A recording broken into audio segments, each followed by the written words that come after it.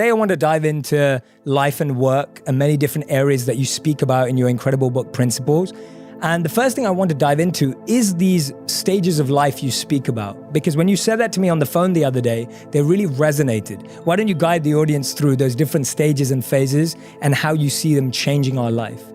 Well, I think to simplify, there are three stages in your life. The first stage in your life is when you're learning and you're dependent on others. Go to school, come out, graduate from school. It's very different from the second phase of your life, where you're working, others are dependent on you, and you're trying to be successful. And that's what largely your audience is in that early stages. Absolutely. So I'm so excited to speak to them. And that whole arc is totally different. Like on the first arc, first part of the life, you pretty much follow a track.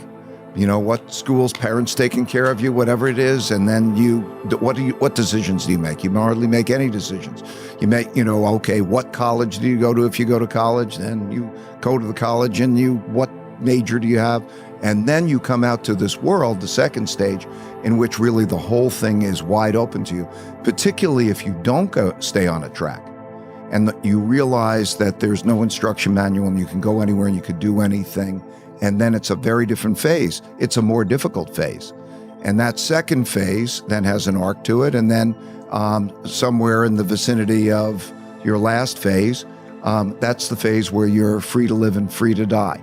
And your preferences change. You change. Your relationships with others change. So that's the life arc that I'm referring to. And so I'm in the transition from the end of my second phase to the beginning of my third phase. And at that phase, I just want to pass along what I've learned to help people who are early in their second phase. Yeah, absolutely. And you're so right that is the majority of people that are listening and watching right now. And for me, you brought something up really interesting there. One of the biggest things is we become paralyzed by choice and decisions, because so much of that early phase is where things were decided for us, where choices were made for us. And I often feel we bring that mindset to the second phase, where we're still looking for someone else to help tell us what to do and what decision to make and what's the right thing to do. How have you seen, through your experiences, how have you dealt with choice and decision as that phase of life changes? Well, I think, first of all, one has to know their nature. You might have to discover it. But your nature means, do you have a sense of adventure? Do you seek security? Are you an extrovert, an introvert? Those types of things. So personal discovery is important.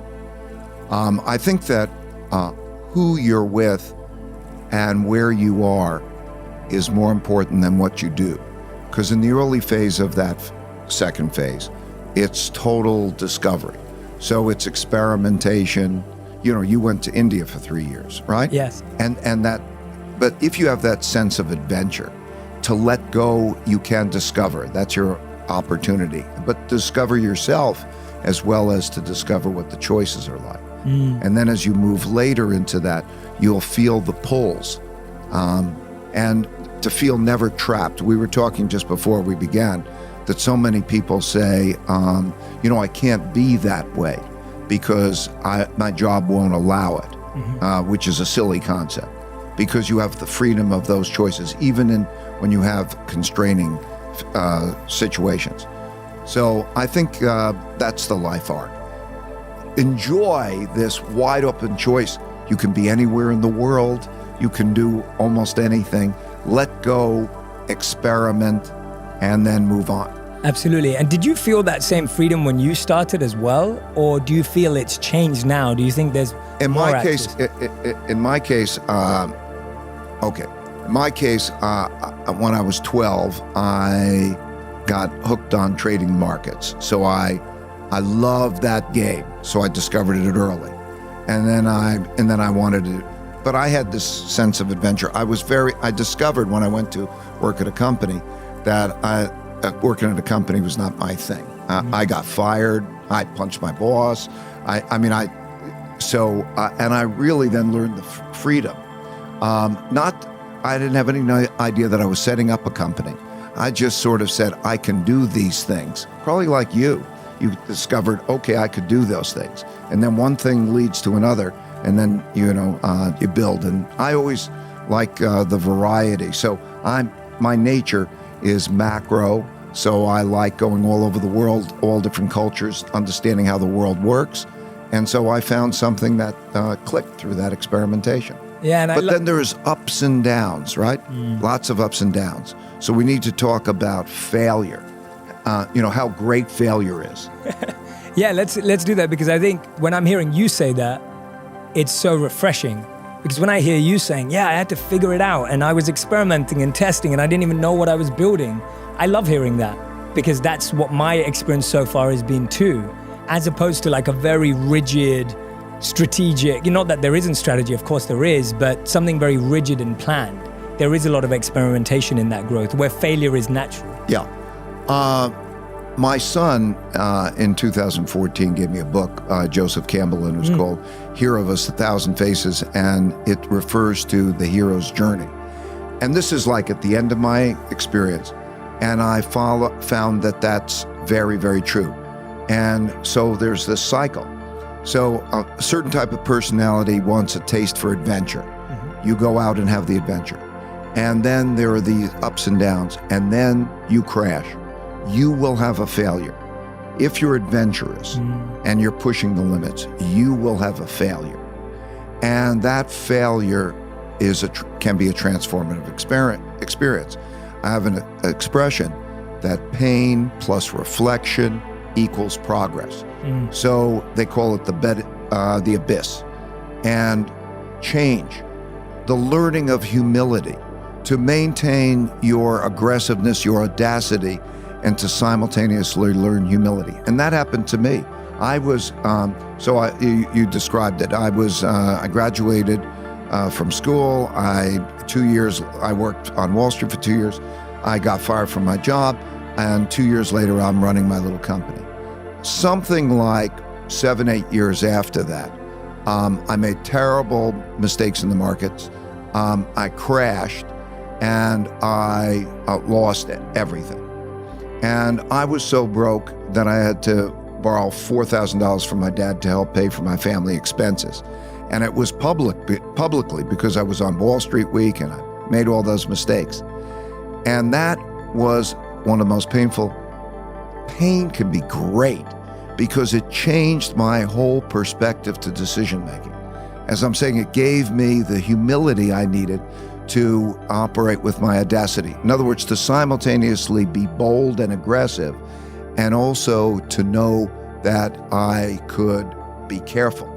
Four Sigmatic is a natural superfood company that specializes in mushroom-based drinks that benefit our immunity, energy, and longevity, and help us live healthier, more enhanced lives. Four Sigmatic makes a wide variety of blends, including mushroom coffee, mushroom elixirs, hot cacaos, matcha, and superfood blends. Four Sigmatic works with my always-on-the-go lifestyle because it's so quick and easy. Just tear the packet and mix with hot water. This also makes it great for travel, which is so helpful for me. One of my favorites is the coffee with lion's mane. Lion's mane mushrooms have been used by Buddhist monks to help with focus during meditation. The coffee with lion's mane promotes productivity, creativity. It's coffee without the jitters. I was initially worried about the taste, but it tastes just like coffee, not like mushrooms. And it's made with 100% organic Arabica coffee beans. I like to add a little coconut milk to mine for a creamier texture. I have a special offer just for my audience right now. You can receive 15% of your Four Sigmatic purchase. Just go to foursigmatic.com/purpose or use the discount code PURPOSE at checkout. That's Four Sigmatic, FOURSIGMATIC.com/purpose. You know, I learned that if you're doing risky things, anybody who does risky things, tightrope walk across buildings or whatever, it's that they also know how to deal with the risks well. So how to be bold and then to learn from the failures. And it changed my whole approach to failure. I began to think of failures like puzzles, that if I could solve the puzzle, I'd get a gem. And the puzzle was, what would I do differently in the future? And the gem I would get would be a principle of how I would deal with the future differently. So understanding that if you press the limits, you're going to fail, and it's okay. And life is a long journey. Failure has a tone to it that it sounds like it's an end.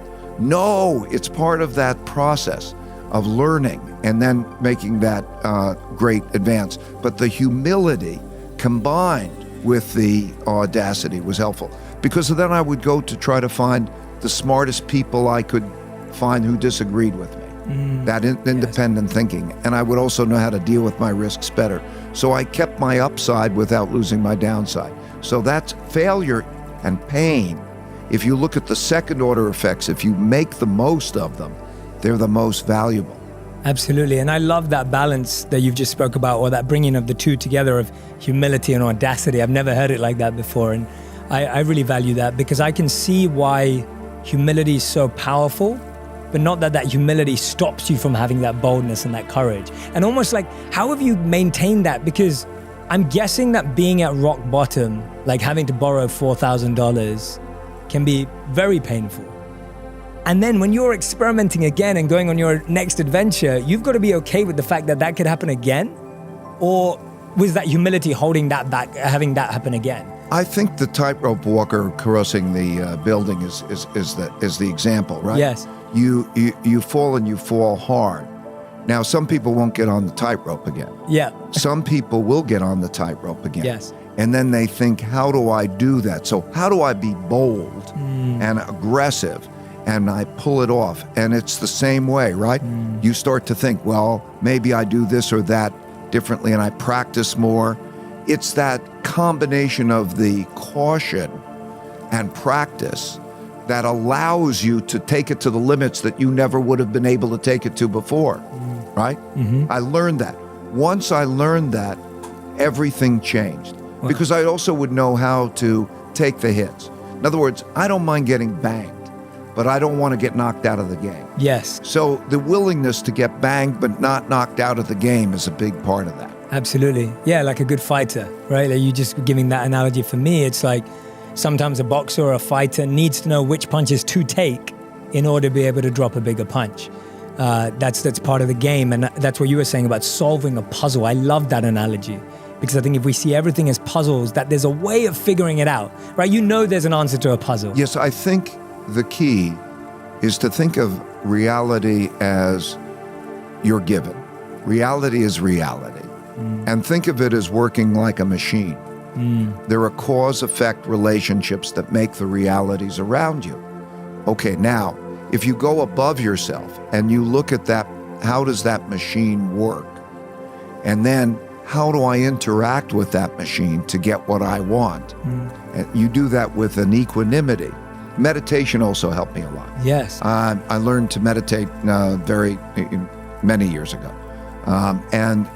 If you have equanimity and you look at it above and you look at it with curiosity and you say, oh, I must not be interacting well with my reality, and how do I change it and how does it work? It's a very powerful way of approaching life. Absolutely. And that definition of equanimity too, equanimity means to deal with good and bad.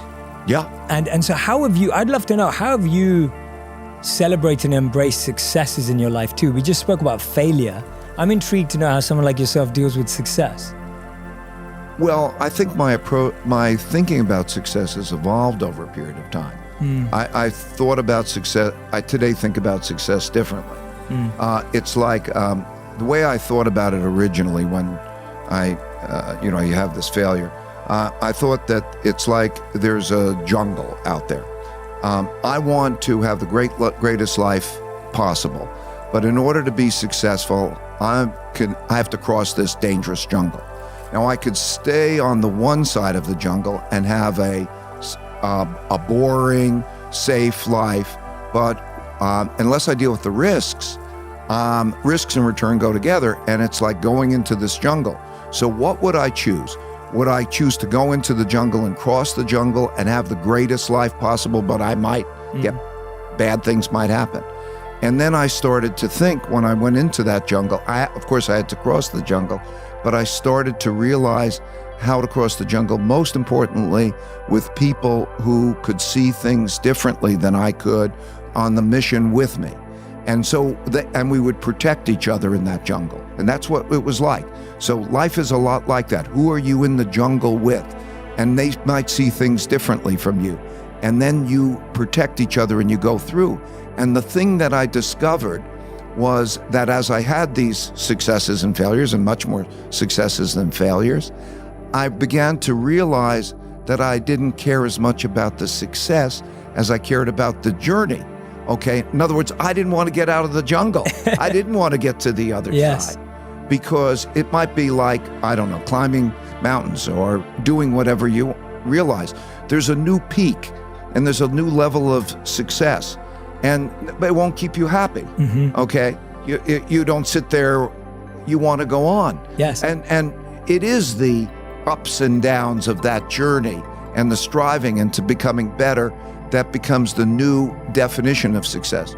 And so I started to see my life in this life arc way, with my preferences changing, because your preferences naturally change as one has kids and as they start to think.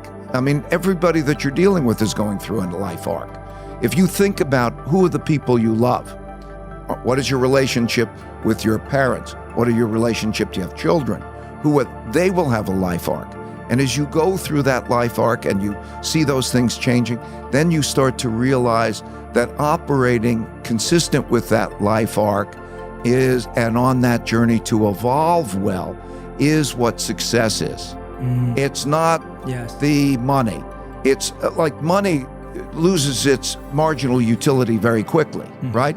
If you studies of happiness, there's a Harvard professor, many professors, I suppose, and they tell you the same thing in terms of studying happiness around the world. There's very little correlation between how much money you have and the level of happiness past the basic subsistence level. The element that there's the highest correlation with is an element of community, who you're with.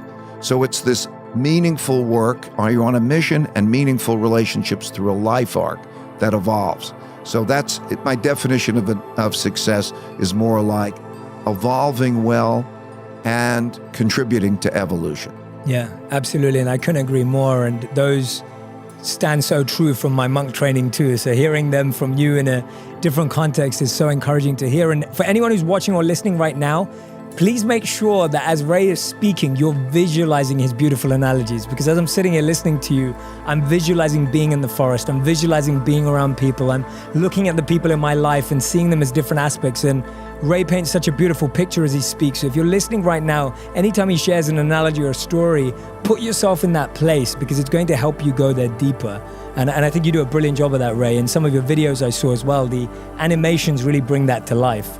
So I can see them in my mind. Tell us about how you've been so careful about curating and constructing that community for yourself. You said that you found people in the woods who could see what you couldn't see, and you protected each other, which I love. It was an evolutionary process, you know.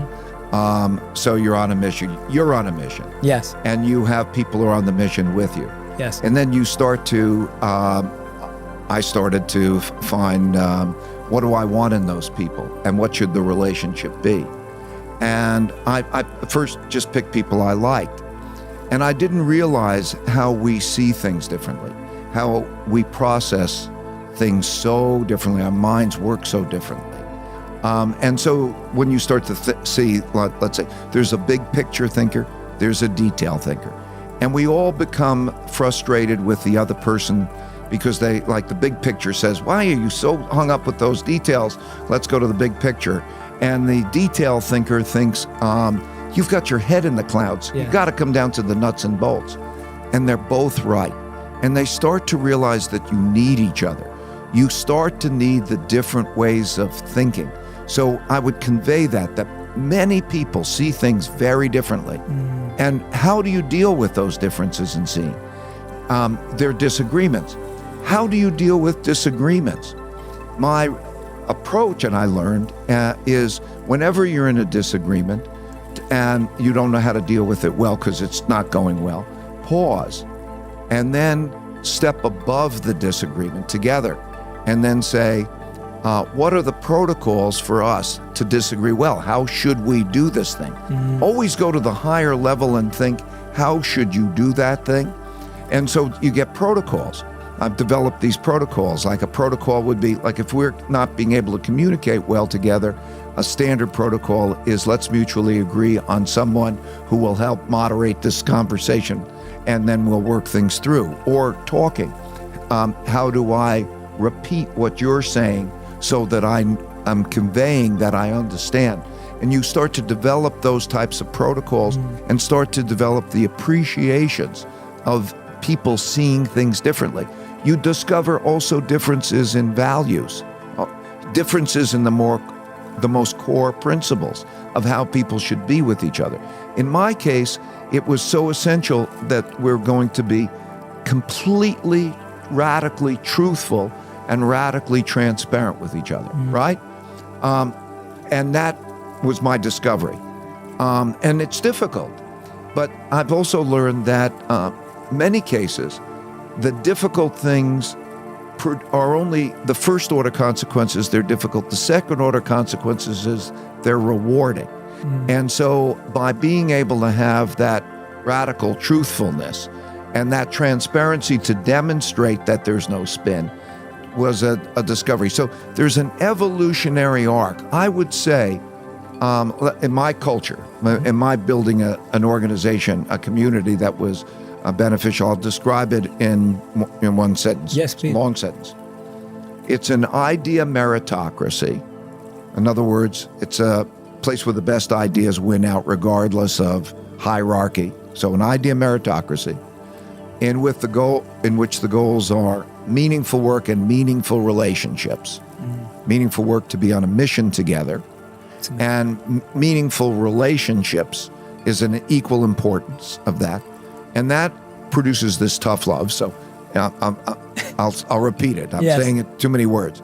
So it's an idea meritocracy in which the goals are meaningful work and meaningful relationships through radical truthfulness and radical transparency. Anyway, that was my way. That's what worked for me. That's incredible. And I guess all of these tools you were mentioning earlier about these protocols are to consistently realign everyone with that. Because as we start wearing away and you start seeing lack of transparency or lack of truthfulness or lack of meaning and mission, you're constantly having to realign everyone. Right. Let's talk about that radical truthfulness and radical transparency. If you can achieve it, there's no confusion. Because if we're really truthful, we're taking all those hidden agendas and all those other things, and we're not confused. We're putting them on the table. Yes. And if you understand the art of thoughtful disagreement, how to disagree well, so that you can then learn from each other or get past your disagreement in an idea meritocratic way, it is incredibly powerful. And we're not taught that. We're not taught some of these things. We're not taught the value of failure. Definitely not. We're not taught, we're taught to be right, to be attached to our views of being right. Yep. You can't learn if you're attached to being right because you think it's embarrassing because you don't know. So that notion of thoughtful disagreement, because if there's disagreement, somebody must be wrong. And how do you know that wrong person isn't you? So these are the things that if you have thoughtful disagreement, radical truthfulness, radical transparency, you build trust and effectiveness. Yeah. And that really sounds like it requires the pulverizing of the ego. Like that to me sounds like we really have to crush and break down this ego, because our ego is what's we're confronted with, of believing I'm right, I'm going to win, right? Whenever you're in a disagreement and you handle it badly, you think it's win or loss. That's right. I think the greatest tragedy of mankind, big statement, the greatest tragedy of mankind. Wait for it. The greatest tragedy of mankind, because it stands in the way of so many people making decisions well and operating well with each other, is holding an opinion in your head that's wrong. And it's such a tragedy, meaning it's so easily fixed, that all you have to do is put it out there and stress test it and say, I might be wrong. And how do I stress test it? And by stress testing it, you raise your probabilities of being right. So I think the education system rewards being right. So many things reward that being right. that stands in the way of taking in all that's out there to really help you be right. I think that's such a powerful point. I'm just nodding away.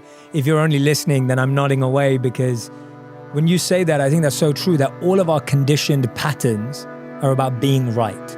It's never been to understand things from different angles or perspectives, which is what reality is much more of than being right or wrong or black or white.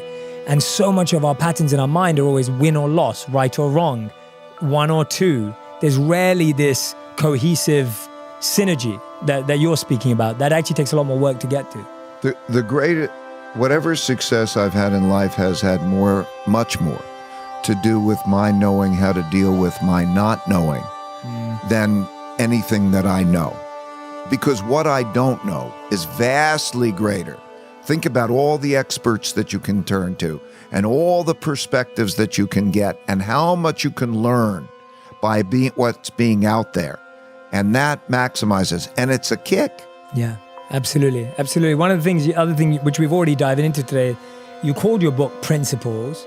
And I thought that was quite a counterculture way of doing it, in a good way. And the reason I say that is today, so much of the language around business and work or entrepreneurship is around doing. It's around having. It's around grinding. It's, these are the terms and the language that's used around business, whereas you go back and you talk about principles.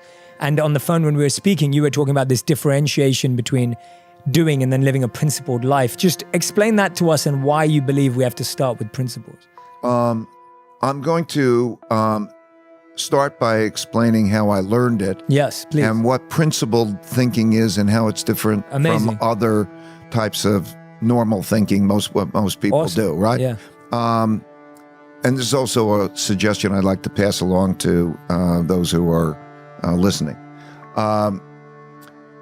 What I found was that whenever I would make an important decision, I would write down my criteria for making that decision, because that situation would come along again. So I could be clear. It helped me clarify my thinking. And when the next time it came along, I would start to see how to deal with that, and I could refine my principles. So the book is a compendium of these principles that I wrote over 25 years on that situation. It changed my way of thinking, and it also changed my way of interacting, because then I would see everything as another one of those. Rather than be in the blizzard of these bits and pieces of things coming at me, I would start to think, oh, it's one of those. Yes. And I would then operate as what was my principle. And those principles became like internalized.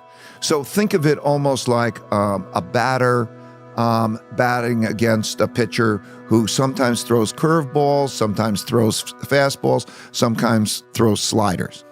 And if you do that over a period of time, you begin to learn, oh, that's a fastball. And then you start to think, okay, the fastball, I operate this. And you start to internalize. You become better and better, and life becomes simpler for you because you're not seeing those millions of bits and pieces. You're seeing it as another one of those. And you have that instinctual ability that allows you to then make that decision and operate that way. And then you can communicate with people on principled levels thinking. It's particularly important because I would say the decline of religion, in other words, even your values, you have to think, what is your religion? If you chose a religion, and it's not a preconditioned religion, what are your values? What are your principles? How do you think life really works? And you're making choices for yourself. That is the form of those principles. So when you start to think about those and you're clear about those and you can communicate with others, you can see whether your principles are aligned with others or not. Because if you don't get along with somebody, those irreconcilable differences are due to the fact that there are deep differences in principles, not differences in interpretations of things and so on. It's like any great relationship. There'll be arguments along the way, but it is those core beliefs. And by being clear about them, clear to yourself and clear to others, it's very powerful. Yeah, absolutely. I couldn't agree more. It just makes it so much more simpler to navigate, because you're so right that when you don't have that clarity, all you're being attacked with is so much noise. And there's just so many millions of different pieces of noise that are coming at you that you haven't filtered, you haven't clarified, you haven't carefully selected. And that's why we feel so overwhelmed today. We're drowning in all of that noise. And what for? Exactly. Where are you going? What for? What are you seeking to fulfill? What is it in you? Yeah. And I think that this is where I'd recommend everyone who's listening or watching right now, I'd love for you to take a moment to do that exercise in your own time that Ray's just laid out, of really figuring out what are your criteria behind decisions, why you're making those decisions, what's pushing you towards them. For me as well, whenever I have a number of options, what I do is I write down all my options and choices I have, and I write down on top of them why I would take them. And often my why for something would be just pride or ego, and often above one of them it will be love and depth and values. Well, here's the exercise. You're talking about the writing down. Yes. Okay. I'm saying the writing down. I recommend to your listeners, Please. Write them down. Okay. Do your reflections and then you write them down. It helps. It clarifies it. The other thing that happens is, I think of the mind as being, there are almost two yous in you. There is a conscious, logical you, and there's a subliminal, emotional you. Yes. That you don't understand. That was Freud's great discovery. Yes. That there is a part of your brain that is really controlling you, but because it's not conscious to you, you don't know it's there and it's controlling you. And the key, I think, is to align those things. Like there's intuition or there's those emotions. And when they come up and you're seeing yourself doing things, if you can reflect on yourself and align your subliminal with your cerebral, it helps you, because you have a double check. That emotional thing, like maybe it's an intuition. Well, maybe it's right and maybe it's wrong. So respect it. It's coming up, but look at it with that logical. And when you achieve that alignment, writing helps you do that. Absolutely. Absolutely. I couldn't agree more. And if you're sitting there going, I'm not a writer, first try. And if after trying, if you still feel you're not a writer, voice note yourself, speak it out to yourself and hear yourself back. Because when you hear, because you're used to listening to other people, you'll also be able to start listening to your subconscious self.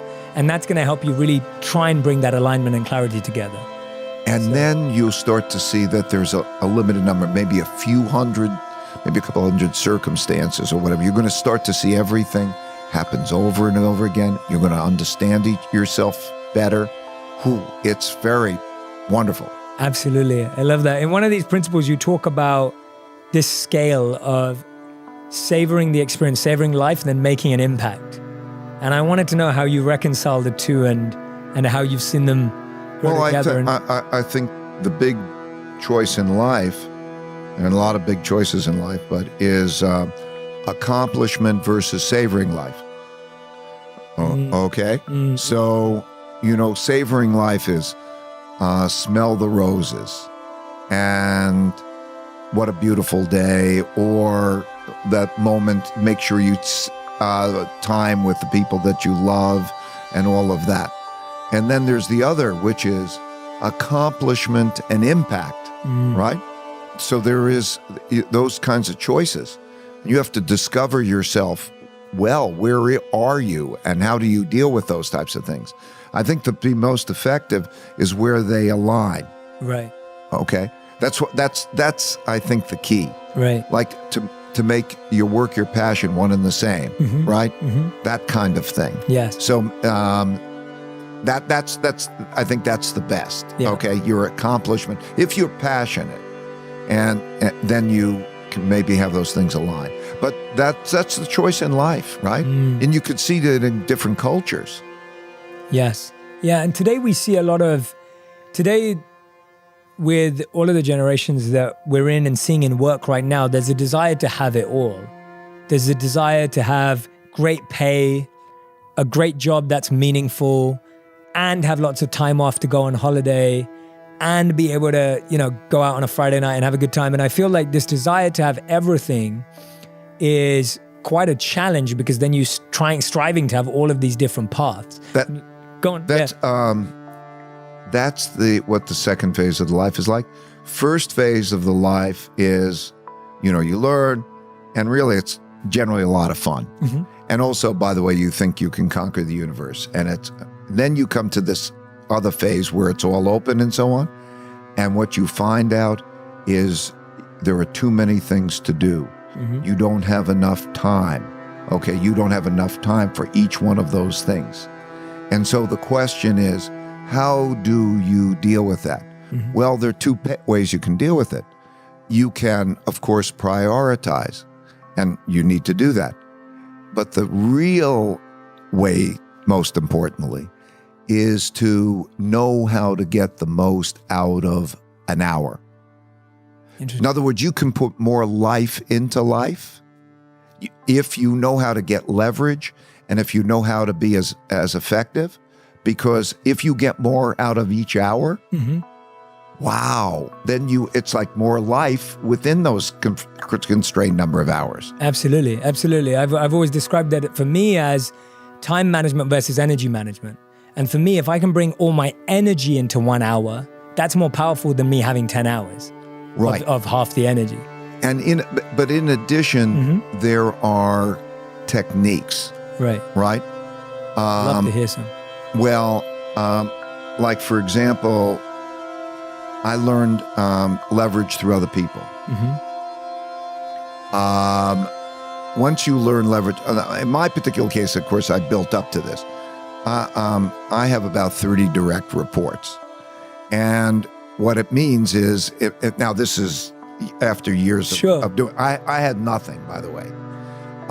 But what I can do is, and with the good relationships and how that works, basically they can typically work for about 50 hours on something that I'm trying to accomplish for every hour that I deal with them. Right. So I get an enormous amount of leverage, mm-hmm. or I know how to prioritize, mm-hmm. or I know how to break my schedule, knowing I mentioned meditation or other things to get myself the clarity. Yeah. So there are many techniques. I wrote a bunch of them in the books, and many other people have other techniques too. Yeah. But as you start to realize that you can have much more life by knowing these various types of techniques. Yeah. I'd love to know some of your tips and techniques around prioritization. I think that's something that people are so challenged with right now. What have been some of your best principles or rules around how to prioritize something? I don't want to give people my priorities, but I do want to give them the notion of to go above it. Mm-hmm. Okay, like the same rule, if you're in a disagreement, you mm-hmm. go above it. Okay, so many people are in the blizzard mm-hmm. of all these things coming at them, and they're in it, and they're trying to deal with every one of those. Okay, so pause and step back, and then start to think, what are you really going after? You have to look subliminally. It may be deep-seated in your childhood. It may be, but what is that pull? Okay, and that becomes, and then how do you apportion it? You do need a plan. Mm. You need some sort of self-discipline as you look down and you say, well, I'm going to spend dinners with my kids, or I'm going to do X, Y, Z in terms of those to-dos. But at the highest level, you're saying, what do I want? What are my choices? Because you have to realize. And then what I find is, if you pause and you do that slowly over time, don't just try to do it in a minute. You can find that you can have a lot of your cake and eat it too, right? I used to take my kids on my business trips. What a great education. Wow. Crazy. It's an example that sometimes you discover with time that you can have your cake and eat it too, right? Yeah. So take the time. Mm-hmm. Yeah, patience. Patience is... I think that there's 5 steps to success. Mm-hmm. First is you have to know your goals. You have to know what you're going after. And that does require prioritization. The second is on your way to your goals, you're going to encounter your problems, your failures, your problems. So that's step 2, encounter them. They're standing in your way. Number 3 is you have to diagnose those to the root cause. What is producing your problems? At the root. At the root cause. And that may be that you, or it may be those around you who are not good at things or whatever, or you're doing something you need to do better. Mm-hmm. Or it may be that you're in the wrong place. But you have to get at the root cause to do that diagnosis. Once you know the specific thing that's standing in your way, that personal discovery process, you have to go to the fourth step. And that fourth step is to design a way to get around them. Yeah. If it may be, for example, that if you have a particular weakness, work with somebody who is strong where you're weak. Or it may be a change your job or whatever it is, but you've got to get around that specific thing that you've diagnosed as standing in your way. And then when you have a design, you have to do it. A lot of people come up with designs, but they don't push through and do it. And I think life is just the constant 5-step process over and over and over again. Yeah. Because if you can do those 5 things, you will be successful. You'll evolve fairly quickly. Yeah, absolutely, absolutely. And you add 2 methods or keys to succeeding, which you call flexibility and self-accountability, because within those 5 steps, there's going to need to be a bit of flexibility or a lot of flexibility and self-accountability. And I love you pointed this out. You said, don't blame bad outcomes on anyone but yourself, which is like huge self-accountability. Yeah, I really do believe, I'll give you a mindset. I do believe that I can do anything and that it is just a matter of my character and my creativity. So that it is a personal test of me.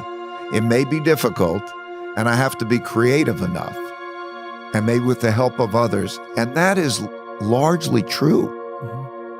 Really, if you're creative enough and you don't have to do it yourself, you can get the ideas from other people, and then you are enough character in it to do it. Wow. Absolutely. And I think that's the biggest challenge, that we try and do it all on our own. We think we have to be everything. We think we have to be the face and the background and the side and everything in between. And actually, collaboration, coming together with other people is so much more what has brought success in the world. Yes. When you start to realize that actually you can't see, it's like going from 2 dimensions to 3 dimensions, or black and white to color, that when you start to see things through others' eyes, you can see the world in a totally different, much richer way, and you know how to navigate it. It's such a power, such a gift. Yeah, it's amazing. Thank you so much, Ray. Ray, this has been such an incredible experience diving in with you. Anyone who's listening and watching, I hope you've been taking notes. I hope you stopped and did certain activities when Ray and I spoke about them. And Ray, we finish every interview with a final 5, which is our final 5 quick fire round, rapid fire round. So these are answers that are 1 word to 1 sentence maximum. So I'm going to start with the first one. What's one trait you look for in a potential employee? Character. Amazing. Okay, great. Number 2. What is one trait you possess that you believe you got to where you are today? One of your traits. Fear, humility, fear and acceptance of failing. Wow. I love that answer. That's awesome. I was not expecting that. It's a great answer. Sorry, I'm going off the tangent now because you can explain that. I love that. And a taste for adventure, because the joy of the adventure it makes it all worthwhile. And I've come to appreciate the pain. Yeah. What's the best thing you've learned from this transition in your life where you're now passing it on? What's something you've learned from the process of passing lessons on? That it's hard, and to let go. To let go of?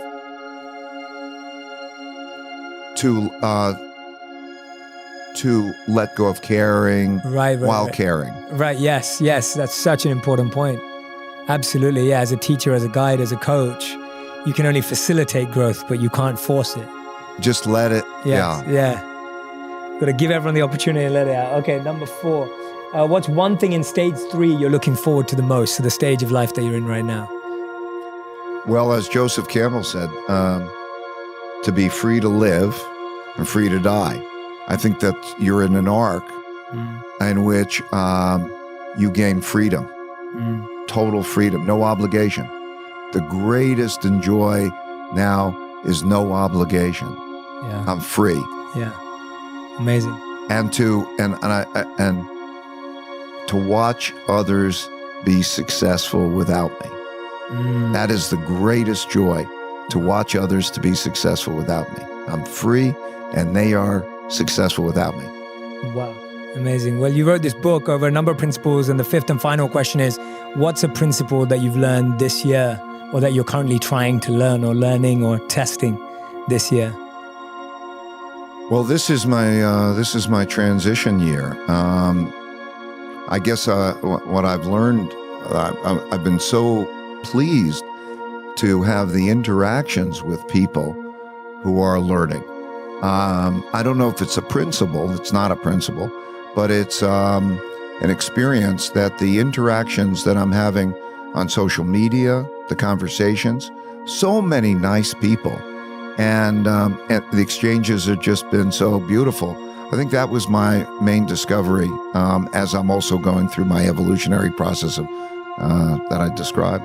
I absolutely love that. That's amazing, Ray. You're absolutely incredible. If anyone loved the conversation today, make sure you go and grab a copy of Principles by Ray Dalio. If you haven't already, if you have read the book, which I know many of you are very excited, we were going to have Ray on the podcast, go ahead and follow him on social media and across all the other channels if you don't already. Ray, is there a particular channel that you would prefer everyone to go follow you on? Is there, or Just there's Facebook, there's channel. Instagram, there's YouTube. Go ahead and follow Ray across all the channels. Thank you so much for listening. Make sure you grab a copy of the book. Today we just literally scratched the surface of all the incredible principles that are inside. I'd like to add one thing. Sure, please. I put the book and also video case studies and everything in a free app.